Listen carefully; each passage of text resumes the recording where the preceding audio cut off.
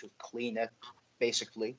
But then I saw like a lot of YouTube tutorials, specifically from, I think you know this YouTuber, Alan Thrall, and also from Starring Strength. Um, they don't necessarily have the most detail-oriented, comprehensive tutorials, but they have a very basic, easy to understand tutorials on YouTube, and they get the job done. Okay, so you were doing some references online, like you were like following some guys or learning from somebody online a little bit at least. Yeah. Okay. Yeah. But it's still that's really good because I mean it's gonna go going into my story, but yeah, that's to me that's extremely impressive, and I've always kind of prided myself too on doing a lot of things on my own in the past.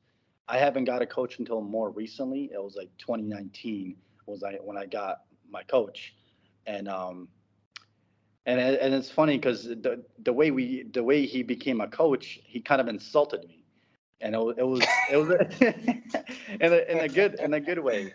Yeah. I'll tell you this quick story, but I was this was in Germany, and I was building up to a 1 rep max, and I'm just going, and this is the first time I'm actually dealing with kilo plates, like the illegal kilo plates. I don't know if that was the brand, but they were definitely or it was ATX. I think it was ATX kilo plates. ATX, yeah, very known brand. Yeah, so I'm going about my warm ups, and psychologically, I'm treating those plates like they're 45-pound plates, essentially, like they're like 20 Oh kilos. God. And I'm just going, going red after red after red, and I think when I built up to 220, I did a 10 kilo or 20 kilo jump, so I used the greens, and then after that, I just went right to 275. I went from I think 240 and jumped right to 275. And this is also Jesus, when I used to just deadlift conventional too, because sumo is still new for me. Well, it's my regular now, but it's kind of still new to me. But I put 275 on, but in my head, I didn't think it was 605. In my head, I was thinking like, this is like five something. I'm like, I could definitely deadlift five something. So like at the time, I'm like, all right, and I do basically the grip and rip kind of method. I just go and fucking rip it off the ground. It flies off the ground really fast, but right when I got to mine, almost to my hips, maybe like my thigh, I hitched the fuck out of it. I just hitched it up, and I like locked it out. Style.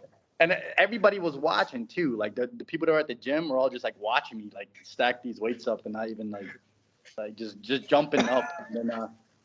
And then my coach, he approaches me. He's like, yeah, you're strong, but you look like shit. I was like, what? Because Yeah. and like I had a lot of bad habits I'd say from previous training and also strawman training, which I could get into. But is there anything else that you want to mention about your come up? No. Let's talk about your training, because I have some stuff to say. Like, you treating the kilo plates as pound plates is like the most American thing ever. You should be proud of it. It really, psychologically, I really did. Yeah, you're refusing to acknowledge the existence of the kilos measurement system.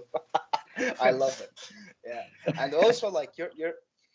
This is the thing about powerlifting. Like, a lot of people, I think, like from my experience, are usually very open to criticism. Sometimes they seek it out. Like, the people I train, sometimes they tell me, okay, take a look at this squat. I need to work on this and that. Look, so when your coach approached you and he kind of like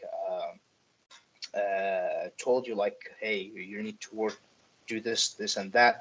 In other sports, like you would say, "Who the fuck is this guy to tell me what to do?" Like, but in powerlifting, usually people are very receptive to that kind of thing, and this is why I love the sport. We can talk about that later, but him approaching you that way was good for the both of you. Yeah, and he did not completely know me. He knew me at the gym. So we've already we ate lunch together. We were hanging out. He was training a couple guys I knew. So